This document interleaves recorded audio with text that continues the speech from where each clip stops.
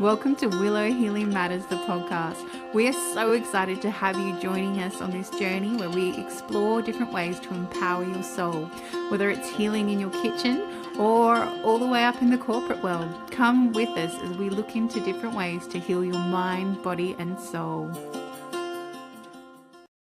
Hey everyone, it's Catherine Cristani with another episode of Willow Healing Matters, and today I am joined by Shane Jacob, who is a professional horseman, life coach, and speaker. So Shane's feelings of inadequacy at a young adult led to drinking alcohol to excess on a regular basis. His excessive drinking led to a tragic DUI accident, which led to incarnation. The cycle continued. He failed in business, failed in marriages, destroyed relationships, was overweight by 40 plus pounds, and was so disgusted and ashamed of himself, he lied and tried to hide it from it all for years. With the help of horses and God's hand, he finally broke free. Shane took the process and principles he used to turn his life around, combined with what he learned from his career working with horses to create stable living coaching, where he helps parents and teens with the challenges they face in today's world.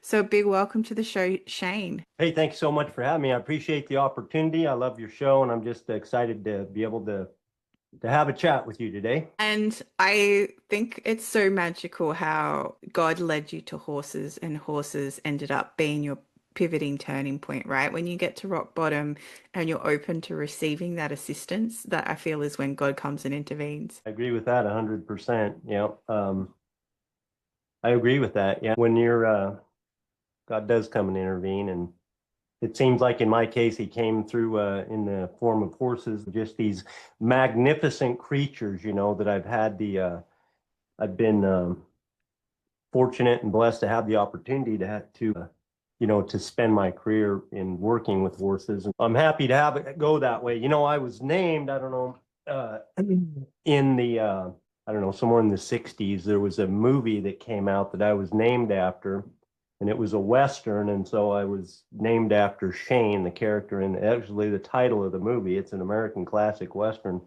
from the old days. But anyway, I think I was destined to go down this road. Well, that's a good way of looking at it. But also, how did the horses come into your life? You've obviously had all these things going on. Life was just poop, in all honesty. At that point, how did the horses find you, or did you find the horses, or I'm sure there's a story. I always wanted to be a cowboy growing up and do all the cool things cowboys did. And horses and cowboys go together. They represent the thing. And I've been drawn to that, since I was a young kid. We had horses growing up, and so I was driven to do that. I've had a few jobs early on in my career, and I just didn't continue them very long, and because I was drawn back. And so I've spent the last 30 years in the horse industry and doing all different aspects of the horse industry, primarily as a farrier, which what that means is putting shoes on horses, a farrier and a blacksmith, and multiple other things in the horse business. As I was, internally, what was inside of me for a long period of time was coming out in all these negative ways. And I just feel like horses were there to save me.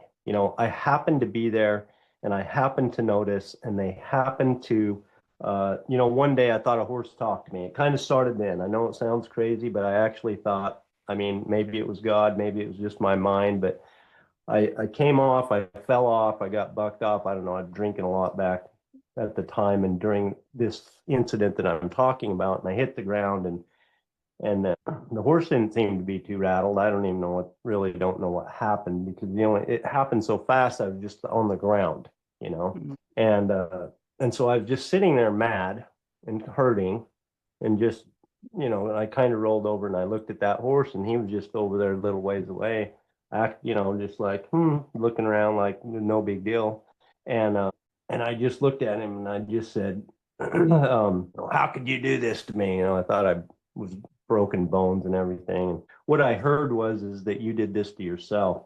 And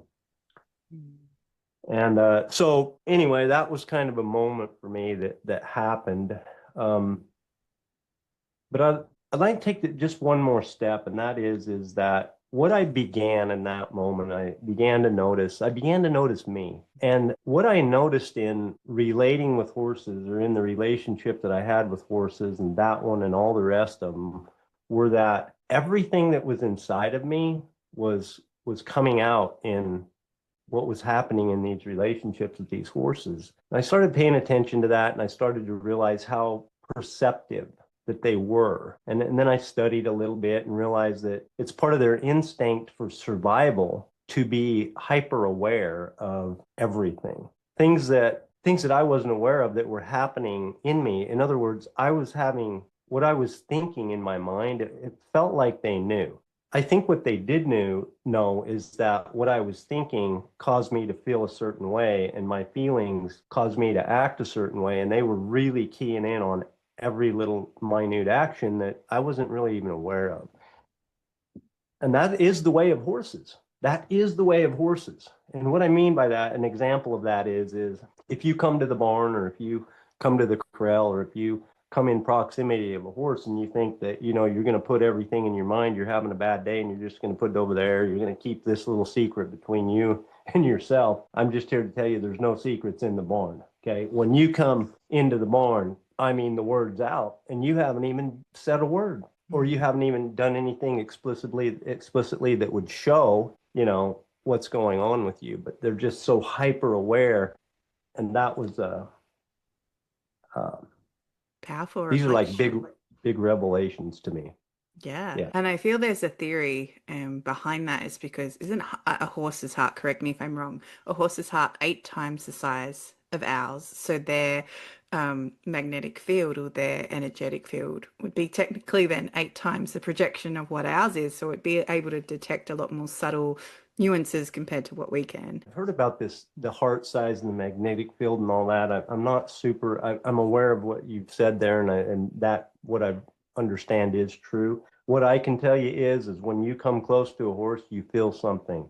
It's Something true. is there that Yeah. you feel nobility, you feel the magnificence, you feel you almost feel the nobility is a good word for it, because it's not totally innocence, but you feel something, you feel a presence of power. Yeah. And it's almost a Certainly. mutual respect, right? Like you as a human have to respect these big, magnificent beasts because, they can harm you if they want to, but they choose not to, and there's that, Absolutely. and that's the humbling nature about being around them. And I feel to share this story about what happened with me with a horse. So I actually grew up with some horses, but being the rebellious teenager, and my mum liked them, I was like, no, I'm not going near horses because my mum liked them. But at the same time, my mum still has horses. But I was actually at this property with a friend, and we were looking at running some nature camps for kids there.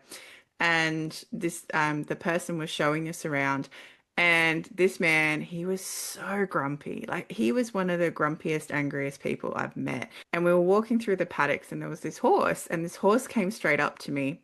And I can actually talk to animals and trees and plants and things like that. So when you said that the horse spoke to you, I fully believe you, Shane, because this horse came up to me, put its head on my shoulder right here, and it went, I know he's a grumpy old bastard, but he looks after us, and that's what matters. And I was like, okay. And then the horse like followed me around, like, and I was just laughing because it actually didn't stop following me till we actually got out of the paddock.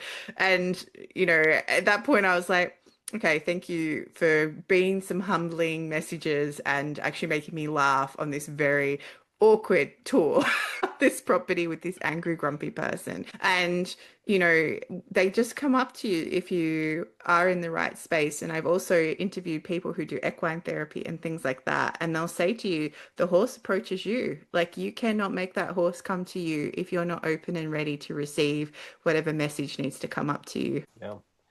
I do know there is so much value. I've seen it firsthand in lots of equine therapy, hippotherapy, so much. It's actually incredible. I think that I don't regularly communicate in English with horses. I regularly communicate my language, and I feel like they understand me, even though I don't hear their words. But the things that I really have gained, learned, earned the understandings, realizations that I've got. The biggest one from horses that make a difference in the relationships that I have with people and the relationships that, that I help other people who are struggling with relationships and themselves, including the relationship with yourself. Because when I was talking about the idea that they are so perceptive, that they almost feel like they know what you're thinking, as I started to become aware of what I was thinking and how it was making a difference and how it was affecting the relationship between me and horses, that it was one of the it helped me to realize that the key was what I was thinking about me. Now, I may not have consciously been thinking about me, but the beliefs that I have, whether they were autopilot, just came from all my brain's input throughout my life, or actual thoughts, and I define a thought as a sentence or a phrase that just goes through your mind. Whether it was a thought I was having or a belief system that I just accepted as a truth and had never questioned, a belief or a thought about me, the way I related with me, what I believed about me was having the biggest impact on anything else. Now, when we talk about training horses and communicating, it's communication is the key, and like, what are they picking up on? And you have to know how to, if you don't know how to talk like you do, if you don't have, I don't know what that is, a gift, which I don't think I do. You have to have another way to communicate. And so I have studied communicating with horses for, decades. Yet, even though I know a technique or a skill to, or a method, I'll say, to communicate to you, okay, even more importantly than important in this method is going to be how I apply it. And how I apply it is going to be based on what is inside of me. What I mean by that is what I believe about me is going to come out the way that I believe about me. And so that's kind of what I base my book that I'm almost finished writing finally, and my coaching and kind of my philosophy on, is that the most important thing I believe that we can do in this lifetime is consider and choose and develop what we want to believe about ourselves. Mm-hmm. Because the way it comes out with horses is it's the same way that it comes out with people, and it has the biggest impact on our results than anything else. I believe than anything else. I know that's a big statement, but I honest to God believe it. 100% agree, because what you like, it's like attracts like. There's all these universal laws, right? So if you're, and it's funny because I use oracle cards, and yesterday I pulled one, and it was about watching your words. And it's so often that we forget that the words that we speak about ourselves speak that into truth. Like when people say, "Oh, I'm so stupid," because they did something wrong, then they're believing that about themselves. They're actually speaking that into existence. And I worked with children for years, and I would tell parents, stop telling them that they're naughty, because they're going to become naughty. Like, just if you say to them all the time, "You're naughty, you're naughty, you're naughty," like you said, that creates this internal belief system, and then that projects out into their outside world. So, whatever's happening, exactly like you started, whatever's happening inside you manifests on the outside and reflects back to you. So even I'm that person that will look at the extremes. So, my car popped a tire, and I was like, "Oh, how's this reflecting my life right now?" And I was like, "Oh, because I'm not slowing down, and I'm going to pop, like, something in my life is going to, like, I'm going to pop because I'm not actually stopping and resting and paying attention to my body saying I need to stop right now, and that's what's going to happen." And then it was funny because then the next day when my tires were getting changed, the battery conked out as well. So I was like, okay, message understood. I'm running flat. I need to rest and recover. I understand.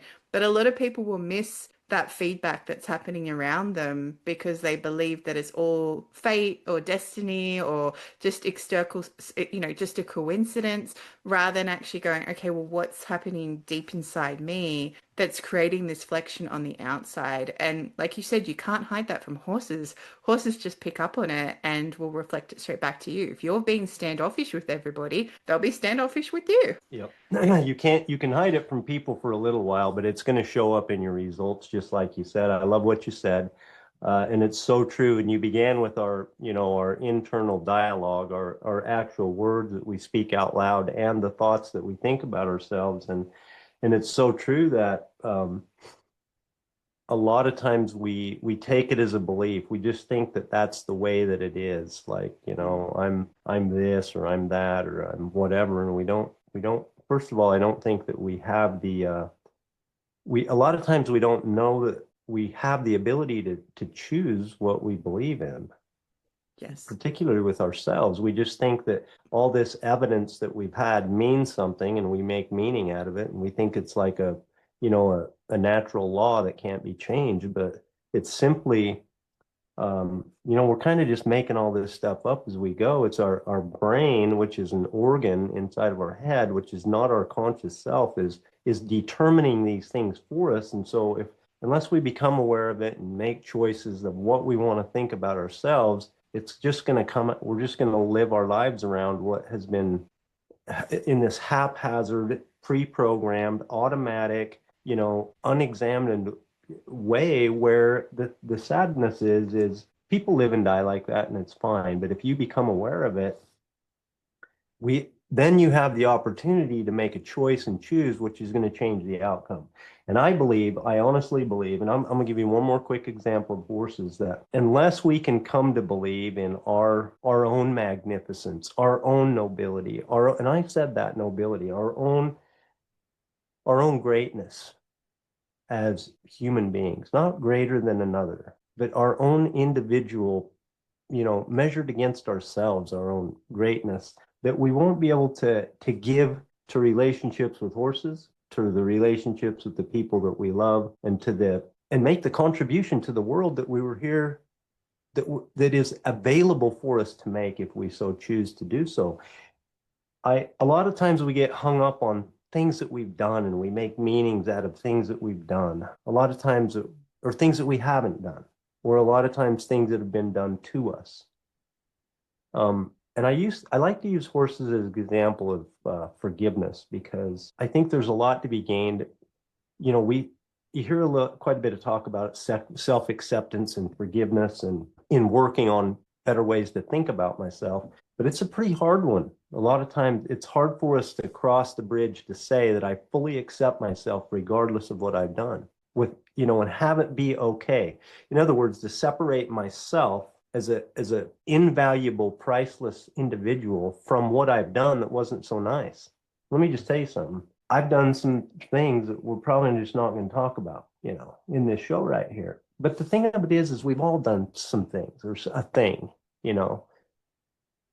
And what I'm saying is that regardless of what we've done, we can separate what we've done with who we are and our value as a creature, as a being on this earth. I said I was going to relate it to horses, so let me just quickly tie that together.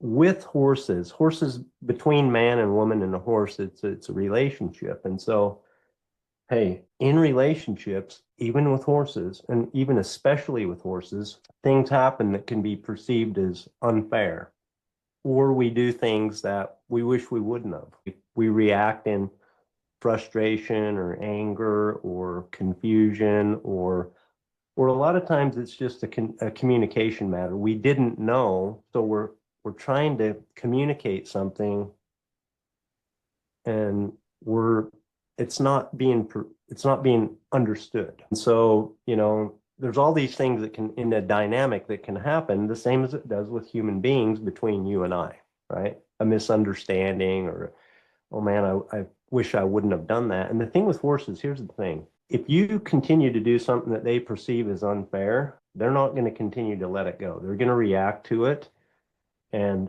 you're going to know that they don't think that's acceptable, okay? They think it's unfair. Now, if I recognize this, okay, hey, Shane, I did this because I was frustrated and I'm going to try to do it different now. Or, what I was trying to communicate wasn't being accepted. And so now I think I understand a better way to communicate this. Whatever the situation is, I go back and I'm going to try to repair this perceived unfairness, or whatever, total unfairness.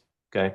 this thing that I wish I would have done differently. The horse isn't just going to, like I said, what I meant by that, the horse is not just going to like be a doormat and throw itself down so you can just do whatever all the time, right? It's going to protect itself, okay? Yeah. In mental, emotional, and in physical ways, okay? It's going to protect itself. But when you come back and you come back with your change of heart and your change of method, okay, it only takes 2 times and 3 times to seal it, and it's over. What I mean by that is there is no residue that will be left over. This is absolutely amazing. There is no residue left over from that initial unfairness. It's gone. As far as that horse is concerned, it's like it didn't happen. Okay. And so my message here is that when we look at ourselves and the things that we wish that we wouldn't have done, the things that we have shame over, and shame is what I was describing earlier, we're making something that we did mean something about ourselves rather than making it mean that we did a thing that we wish we wouldn't have. We make it mean I did something that I wish we wouldn't have, and that means this about me, rather than human beings do things that they wish they wouldn't have and have it be okay. Yeah. So I plead with people, and I plead with everyone who can hear me today, that if you have anything inside of your life that you wish you wouldn't have done, or that you wish you would have done, or even something that's been done to you that you're making mean something about you in a negative way, my plea is that, like a horse, you look at it, you make amends where you can, you decide to make a change if possible, and then you let it go 100%.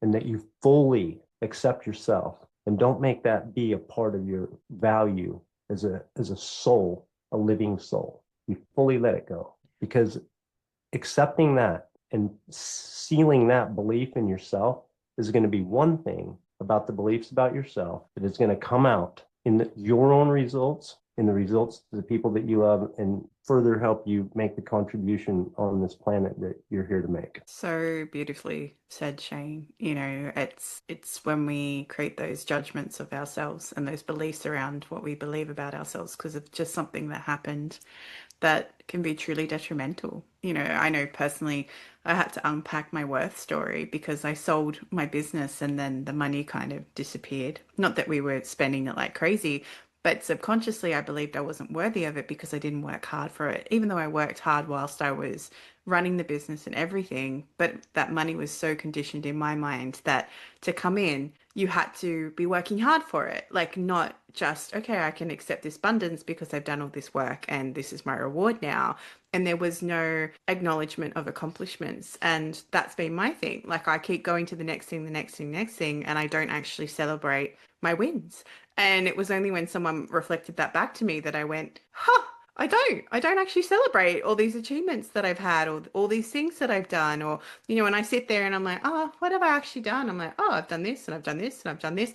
But this is where like your worth can come from, your beliefs about yourself, and exactly like you said, how your life pans out based on these belief systems. It's amazing how much we put stock in the actions that have been taken against us or what we did or didn't do. For sure. Yeah. And I also love what you brought up about forgiveness because I find when I work with my clients that that is something that a lot of people find incredibly challenging, like forgiving themselves or offering that forgiveness to others because there's that whole cultural belief that you forgive and forget, right?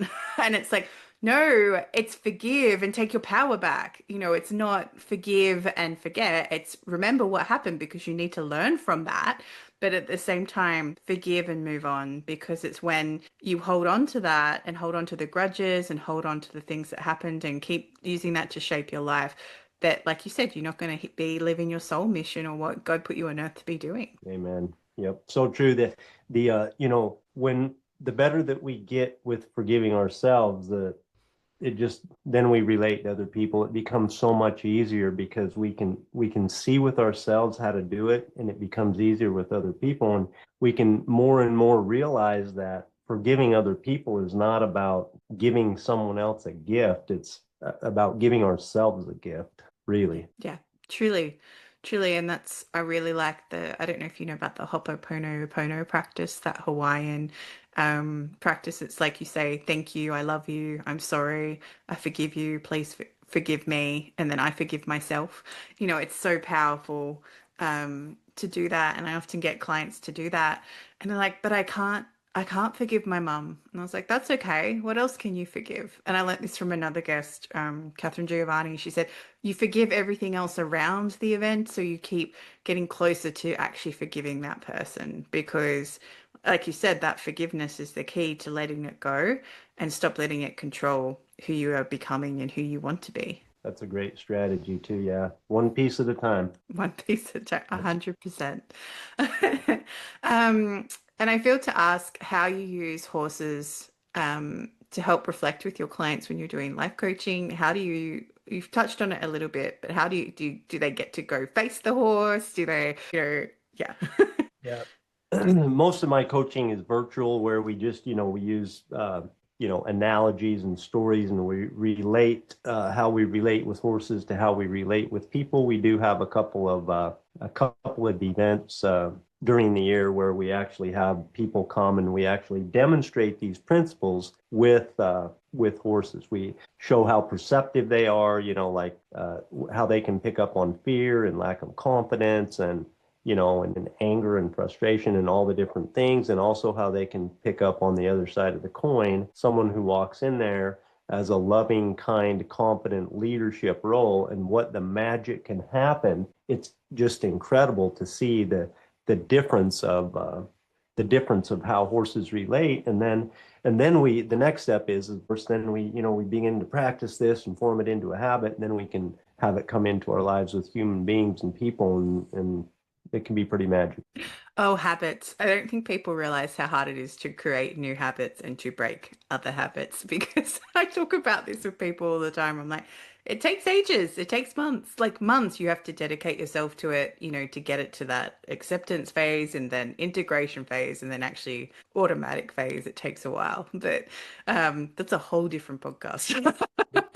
It is. I will just say one thing about Yeah. that, and that is this, and that is that a lot of times that I think that I don't think that we put enough priority and enough emphasis on I'm going to wrap all this up: self-confidence, self-esteem, your self-image, your your beliefs about yourself, all wrapped up into one thing.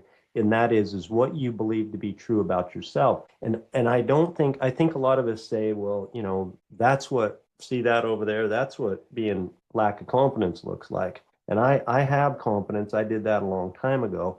And we don't really prioritize the idea that my internal beliefs have such an impact on all of our results, just like the story about your car breaking down.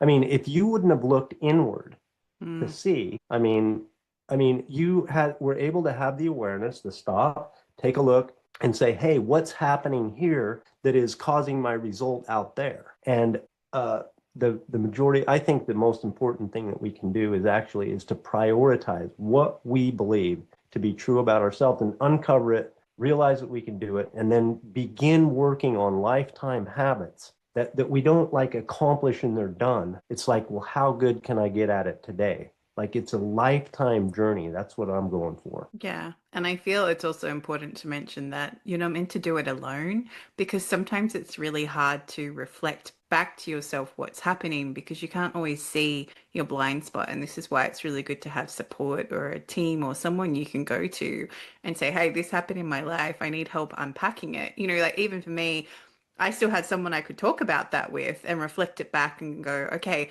this is what happened, and then get the question back, okay, well, what does it mean?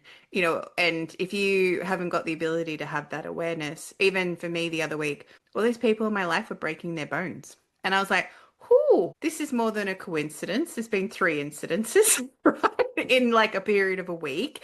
And then I spoke to my coach because I have a coach, and he wrote back and he said, bones are about structure. What do you need to break down in your life? And I went, oh, thank you. I just needed that guidance and off I went.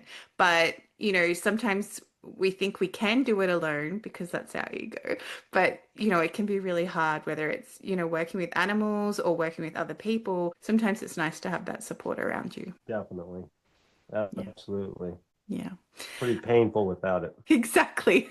And longer. It takes longer. Why take the long route? Why not take the route where you're supported and you can get through things twice as fast than sit there and go around for months trying to figure out what's going on, right? The biggest in my my primary focus right now is on parents and teens, and the number one factor with teens in longevity of making a change is if they have a mentor, their group of their peers, and if they have somebody that they look up to as a role model and a mentor. Those are the ones that the cases where the long-term change stays Yeah. mostly. Yeah. Yeah. Yeah. And I guess this is where, as a parent myself, you always get nervous about who your kids' friends are. Be like, do you really want to be friends with that one? Are you sure? Are you sure? As we start to finish our time up together, Shane, I asked the guests that come on the show, if you could heal or change something in the world, what would it be? Yeah, I appreciate that question, and I like it. And I'll tell you what I would have is I would have every human being alive that could come to know over time that they are in fact invaluable, priceless, that they are worthy, that they're deserving of everything that's available in this world, that they could know that in their heart and soul all the way through. And that regardless, and I mean regardless of what they or we have done, and like I said again, or haven't done or has been done to us, that we are invaluable. And that would be my wish to the world, because as we can come to know that, that's what changes. It starts here, and then it's our circle of influence, and then it's the world. Yeah, beautifully put. So beautifully said. And if people want to come and work with you, Shane, and your stable living coaching, where can they find you? Yeah, thanks so much. We're at stablelivingcoaching.com. If you want to have better relationships and relate with people better than you do, and have more connectivity with the people that you're close to, your kids or your loved ones, if you want to have more of that than you have right now, in 6 months from now, you can go to stablelivingcoaching.com and sign up for my free weekly message. It's just a short weekly video message. It's called You Are Destined for Greatness. And if you're interested in that, I'd highly recommend that. Absolutely free. Perfect. I'll make sure to put all that in the show notes as well so that people can come and find you and also come connect with you on social media if they have it. So thank you so much, Shane, for sharing your journey and also how you've seen that reflection in working with horses and how that can be applied to your life and remembering that you are a valuable human being. Catherine, thank you so much for having me. Thank you for listening to Willow Healing Matters, the podcast. We have so much love and gratitude that you have taken the time out of your day to empower you on your healing journey. The views shared by the person being interviewed might not necessarily reflect that of the host and should be used at your own discernment. Trust what resonates for you and follow your heart and soul guidance.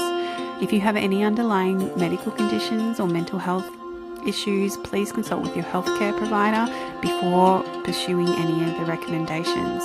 Likewise, you can always contact the person being interviewed to find out more information. This can be found in the show notes. Remember to activate, align, heal, empower, and find love in everything that you do.